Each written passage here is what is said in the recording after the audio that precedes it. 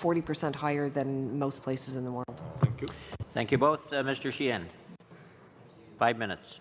Thank you very much, Mr. Chair. And I'm going to redirect some of my questions to Henry. You mentioned that there was 122,000 direct and indirect jobs in the steel industry. Well, 14,000 of those direct and indirect jobs are in Sault Ste. Marie at SR Steel and Tenaris Tubes, along with 8,000 other pensioners that live in the area as well. So I wanted to ask you about Budget 2016 that you alluded to, and the modernization and the trade remedies that were put in there. Have they been successful? And describe what they did for the industry before I get on to 2017. So the changes in 2016, the major one there was that the initial trade remedy, which were previous to that, were for 5 years, are now going to be for almost 6 years. So that's in line with what the United States and other major countries throughout the world have. So the new cases that we've had, so we just had another rebar case, we have some OCTG cases, all those now will have the brand new 6-year time frame associated with them, which will help the industry. That's very good. So moving on to, and part of the 2016 budget was the consultation process that you and your association, along with the unions and many other stakeholders, vigorously participated in, and it was great. There was 4, in my opinion, key recommendations that came forward in the 2017 budget. One on particular market situation, one on anti-circumvention, and one on scope rulings, and of course the union participation, which you talked about. Could you please describe to us how those 4 particular items, how they will work within the industry and how they'll benefit? Sure. The biggest change we were after was around what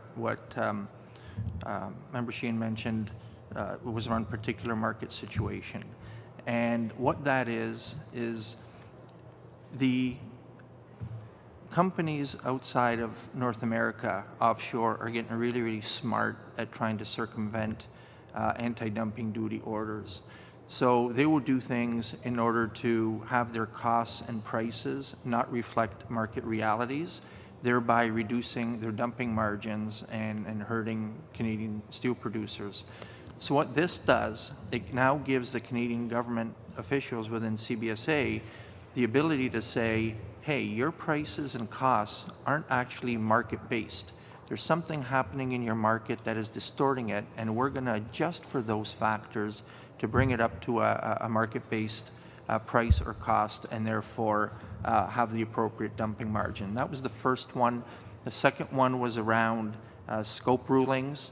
So this is an increase in transparency of the process, where if a producer here in Canada or someone from offshore says we want to know whether this product is within scope or not in scope of a ruling previously, that would kind of be done without everybody knowing about it.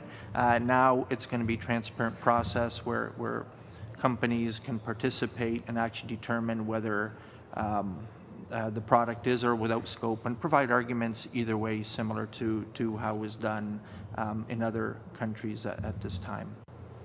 And then there was another big area was around anti-circumvention. So now there will be a formal process that if countries outside of Canada try to cheat the system through either mislabeling or transshipment of products, then we are able to then have a process and actually provide dumping duties on those products who are actually trying to cheat the Canadian system and the Canadian government and its people. And as you mentioned, the union participation allows them to contribute in saying how this could hurt their membership and their pensioners, and et cetera. So the other thing that you mentioned too was the 232 that the United States is undergoing. And we were in Washington with the industry committee not too long ago, and it was an opportunity for us to, highlight and remind them that we have the longest unprotected border in the world, and we have a shared, defense in NORAD. So it's one of those things that I know is worrisome because of the opportunity for them to use sort of backdoor on steel.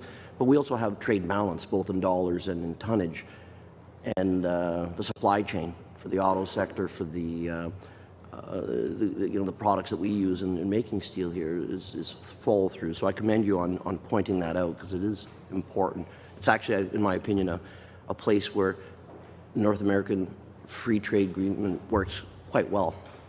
So going on to some of the changes that we made, you mentioned, well, I'm going to ask you the question, does it bring us closer and more aligned with the United States as it relates to what they're doing with trade?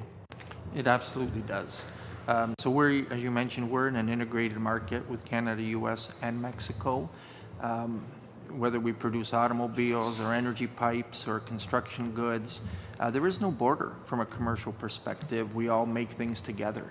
So in that regard, when we get unfair trade in Canada, the U.S. suffers because they ship 6 million tons of steel to Canada.